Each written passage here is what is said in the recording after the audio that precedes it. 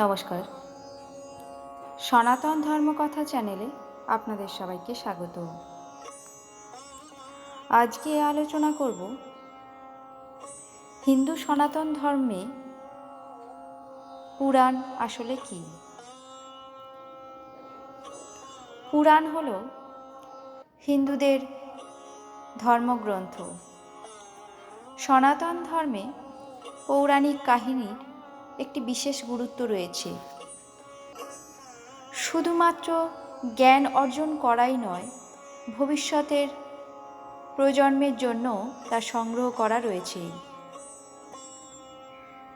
সকল পূর্বপুরুষেরা এই জ্ঞান শ্রুতি আকারে ভবিষ্যৎ প্রজন্মের জন্য সংরক্ষিত করেছিলেন। বৈদিক যুগে যখন লেখার দক্ষতার বিকাশ ঘটে, তখন দীর্ঘ বছরের এই জ্ঞান বেদে অন্তর্ভুক্ত হয়। এরপর গুরু ও শিষ্যের ঐতিহ্য উপনিষদের জন্ম দেয়। কিন্তু বেদ ও উপনিষদের অধিকাংশ রচনাই জটিল ও রহস্যময় হয়ে উঠেছিল। তাই মানুষের মধ্যে তাদের নাগাল ও বোঝার ভীষণভাবে সীমাবদ্ধতা ছিল। কিন্তু যখন বেদের জ্ঞান ভারতীয়দের মনে উপনিষদের আকারে ছড়িয়ে পড়তে শুরু করে, তখন পুরাণের ভক্তির অবিশ্রাম স্রোতে এটি ভীষণভাবে গ্রহণযোগ্য হয়ে পড়ে। সনাতন হিন্দু ধর্মে মোট 18টি পুরাণের নাম পাওয়া যায়। এই 18 নম্বরের পিছনেও একটি কারণ আছে। এটি একটি বেদের সংখ্যা এবং শুভ সংখ্যা, যা ভারতীয় ঐতিহ্যে উচ্চ গুরুত্ব বহন করে। এই 18টি পুরাণের মধ্যে রয়েছে ব্রহ্মপুরাণ, পদ্মপুরাণ, বিষ্ণু পুরাণ, শিবপুরাণ, ভাগবত পুরাণ, নারদ পুরাণ, মার্কণ্ডেয় পুরাণ, অগ্নিপুরাণ, ভবিষ্য পুরাণ, ব্রহ্মবৈবর্ত পুরাণ, লিঙ্গ পুরাণ, বরাহ পুরাণ, স্কন্দ পুরাণ, বামন পুরাণ, কোরাম পুরাণ, মৎস্য পুরাণ, গরুড় পুরাণ, ব্রহ্মাণ্ড পুরাণ। এই মোট 18টি পুরাণ, যা বিভিন্ন ভক্তি এবং বিশ্বাসের মার্গকে প্রশস্ত করে। পুরাণ হল বিশ্ব সাহিত্যের জন্য হিন্দুদের দর্শনের একটি অমূল্য উপহার। পুরাণের মাধ্যমে দেবদেবীর মাহাত্ম্য, পূজা পাঠ, উৎপত্তি এবং বৈশিষ্ট্য সম্পর্কে জানা যায়। পুরাণ মহাবিশ্বের সূচনা এবং প্রথম মানুষ মনু এবং তার বংশধরদের সম্পর্কে গভীর তথ্য দেয়। পুরাণগুলির সাহায্যে বিভিন্ন সময় এবং যুগ সম্পর্কে জানা যায়। পুরাণগুলিতে প্রদত্ত বিস্তৃত তথ্য যেমন শিক্ষামূলক, তেমনই আকর্ষণীয় এবং উত্তেজনাপূর্ণ। এই পুরাণগুলির রচনাশৈলীও মহান বেদের তুলনায় আরও সহজ এবং সরল করা হয়েছিল। পুরাণ শব্দটির অর্থ প্রথমত পুর ও আনা। এই পুরা মানে হল অতীত বা প্রাচীন, আর আনা এর অর্থ হল বলা। সুতরাং এই পুরাণ শব্দটির অর্থ হচ্ছে প্রাচীন ঐতিহ্যকে বলা বা অতীতকে জানা। 18টি মহাকাব্যের জন্য পুরাণ শব্দটি ব্যবহার করা হয়, তখন এর স্পষ্ট অর্থ পুরানো সময়ের কথা বলা। পুরাণ শব্দের অর্থ আরও দৃঢ় করে যে পুরাণ বিশ্ব সাহিত্যের প্রাচীনতম গ্রন্থগুলির মধ্যে একটি। লিখিত জ্ঞান এবং নৈতিক মানব সভ্যতার একটি অমূল্য ভিত্তি হিসেবে বিবেচিত হয়। বেদের কঠিন ভাষা এবং শৈলীর বিপরীতে পুরাণ একই জ্ঞান সাধারণ মানুষের কাছে সহজ এবং আকর্ষণীয় উপায়ে উপস্থাপিত করে। পুরাণ থেকে দৈনন্দিন জীবনের শিক্ষা, নীতি নৈতিকতা আচার আচরণ সবই পাওয়া যায়। পুরাণ শিক্ষার একটি অবিশ্বাস্য ভাণ্ডার। তাই পুরাণ থেকে সমগ্র সৃষ্টির জটিল বিষয়গুলিকে সহজভাবে শেখা যায়। নীতিশাস্ত্র, জ্যোতির্বিদ্যা, রাজনীতি, সংস্কৃতি, ভূগোল, সামাজিক ঐতিহ্য, বিজ্ঞান, জ্যোতিষ, আয়ুর্বেদ, ভক্তি, দর্শন, তপস্যা ইত্যাদি। পৌরাণিক শিক্ষার চিরন্তন প্রকৃতি একে অত্যন্ত মূল্যবান এবং গুরুত্বপূর্ণ করে তুলেছে। প্রথমত হল ব্রহ্মপুরাণ। ব্রহ্মপুরাণে মহাবিশ্বের উৎপত্তি এবং মনু তার বংশধরের সাথে অন্যান্য দেবতার জন্ম সম্পর্কে জানা যায়। পদ্মপুরাণ। পদ্মপুরাণে ভগবান বিষ্ণুর প্রতি ভক্তি এবং তার জীবনের বিভিন্ন দিক সম্পর্কে জানা যায়। বিষ্ণু পুরাণে ভগবান বিষ্ণুর বিভিন্ন দিকের কথা উল্লেখ আছে, অর্থাৎ বিভিন্ন অবতারের কথা পাওয়া যায়।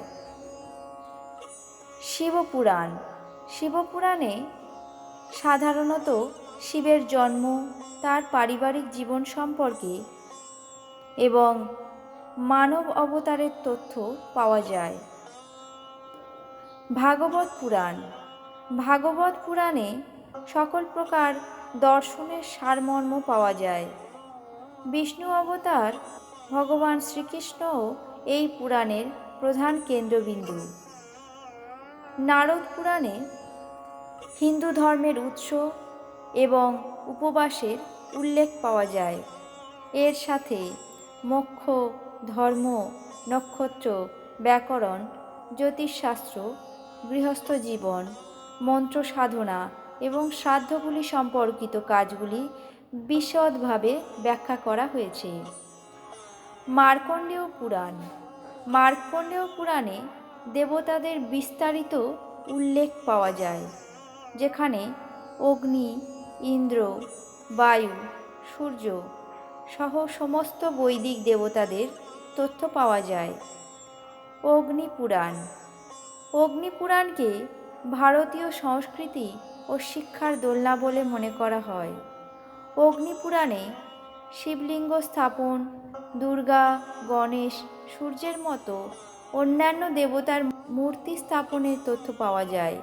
এর সাথে ভূগোল, গণিত, ফলাফল, জ্যোতিষ, বিবাহ, মৃত্যু, বাস্তুশাস্ত্র, নীতিশাস্ত্র এবং ধর্মতত্ত্বের মতো বিষয় বিস্তারিতভাবে উল্লেখ পাওয়া যায়। ভবিষ্যপুরাণ। ভবিষ্যপুরাণে মূলত ভবিষ্যতে যা ঘটবে এমন ঘটনার বর্ণনা পাওয়া যায়। ব্রাহ্মণ ধর্ম, নীতিশাস্ত্র, বর্ণাশ্রম ধর্ম প্রভৃতি বিষয়ের বর্ণনা বিস্তারিতভাবে আছে। ব্রহ্মবৈবর্ত পুরাণ। শ্রীকৃষ্ণ ভগবান বিষ্ণুর অবতার এবং তার চরিত্রের বর্ণনা প্রধানত ব্রহ্মবৈবর্ত পুরাণে পাওয়া যায়। এছাড়াও ব্রহ্ম, প্রকৃতি এবং গণেশ সম্পর্কিত রহস্যের উল্লেখ পাওয়া যায় এই ব্রহ্মবৈবর্ত পুরাণে। লিঙ্গ পুরাণ। লিঙ্গ পুরাণে সাধারণত শিবের 28টি অবতারের কাহিনী এবং শিবের বিস্তারিত পূজার বর্ণনা পাওয়া যায়। বরাহ পুরাণ। বরাহ পুরাণে ভগবান বিষ্ণুর বরাহ অবতার বর্ণনা করা হয়েছে। হিরণ্যাক্ষের প্রবল অত্যাচার থেকে পৃথিবী মাতাকে কিভাবে ভগবান বিষ্ণু বরাহ অবতার ধারণ করে, অর্থাৎ বরাহ রূপ ধারণ করে পৃথিবী মাতাকে উদ্ধার করেন, সেই কাহিনী বিস্তারিতভাবে বর্ণনা করা হয়েছে। স্কন্দ পুরাণ। স্কন্দ পুরাণ হল ভগবান শিবের প্রিয় পুত্র কার্তিকের নাম। স্কন্দ পুরাণ 18টি পুরাণের মধ্যে বৃহত্তম। এই পুরাণে 2টি বিভাগে 6টি সংহিতা এবং 2টি গীতা রয়েছে। বামন পুরাণ। বামন পুরাণে ভগবান বিষ্ণুর বামন অবতারের কথা বর্ণনা করা হয়েছে। এছাড়া হরিভক্তি সম্পর্কিত প্রসঙ্গ এই পুরাণের মূল বিষয়বস্তু। কোরাম পুরাণ। কোরাম পুরাণে ভগবান বিষ্ণুর কূর্ম অবতার সম্পর্কিত আকর্ষণীয় পর্ব রয়েছে। এই পুরাণে 4টি সংহিতা রয়েছে এবং 2টি গীতা এই পুরাণ থেকে নেওয়া হয়েছে। মৎস্য পুরাণ। মৎস্য পুরাণে জল বিপর্যয় এবং রাজা মনু ও ভগবান বিষ্ণুর মৎস্য অবতারের বর্ণনা রয়েছে। মৎস্য পুরাণ থেকে কলিযুগের রাজাদের তালিকা পাওয়া যায়। গরুড় পুরাণ। গরুড় পুরাণ একটি বৈষ্ণব পুরাণ। গরুড় পুরাণের বক্তা স্বয়ং ভগবান বিষ্ণু এবং শ্রোতা হলেন গরুড় পাখি, অর্থাৎ বিষ্ণুর বাহন। পুরাণ অনুসারে এই জ্ঞান গরুড় ভগবান বিষ্ণুর কাছ থেকে পেয়েছিলেন। এই পুরাণে ভগবান বিষ্ণুর উপাসনা সংক্রান্ত বিধান এবং মৃত্যুর পর ঘটে যাওয়া ঘটনার বর্ণনা পাওয়া যায়। ব্রহ্মাণ্ড পুরাণ। ব্রহ্মাণ্ড পুরাণে কল্প এবং মন্বন্তর অর্থাৎ ব্রহ্মার সময় এর বিস্তারিত বর্ণনা পাওয়া যায়। এর মাধ্যমে সপ্তঋষি, প্রজাপতি বংশ এবং কাশ্যপের বংশ সম্পর্কে বিস্তারিত তথ্য পাওয়া যায়। প্রকৃতপক্ষে পুরাণ হল ভারতীয় সংস্কৃতির প্রাণ। সংস্কৃতি, সমাজ, জীবনের মূল্যবোধ এই প্রাচীন ঐতিহ্যের ফসল। আজকের যুগে যখন সমগ্র বিশ্ব বিশৃঙ্খলা, অস্থিরতা এবং কপট মানসিকতায় জর্জরিত, তখন ভারতীয় জাতি তার পুরাণ ও মহাকাব্যের শিক্ষার কারণে তার জীবন মূল্যবোধকে রক্ষা করতে সক্ষম হয় এবং জীব ও জীবনকে সুরক্ষা এবং শান্তি প্রদান করতে সক্ষম হয়। পুরাণে আছে যে হংস কিভাবে জল এবং দুধে ভরা পুকুর থেকে কেবল দুধ ছেড়ে জলই পান করে। একইভাবে এই পৌরাণিক উৎস থেকে শুধুমাত্র নৈতিক জ্ঞান নেওয়া উচিত। পুরাণগুলিকে ভারতীয় জ্ঞানের রঙিন অভিব্যক্তি, যা গল্পে এবং গল্পে বোনা সুন্দর পুরাণের রূপ দেয়, ভারতীয় উপমহাদেশের পাঠক এবং জনসাধারণের উপর দৈনন্দিন জীবনের ভীষণ প্রভাব তৈরি করে। এই পুরাণের মাধ্যমে জীবন এবং ভবিষ্যৎ উজ্জ্বল এবং প্রশস্ত হয়। পুরাণ সম্পর্কিত বিস্তারিত তথ্য এখানেই শেষ করছি। আপনাদের কেমন লাগছে তা অবশ্যই কমেন্ট বক্সে জানাবেন। চ্যানেলটিকে সাবস্ক্রাইব করবেন, লাইক করবেন, শেয়ার করবেন। ধন্যবাদ।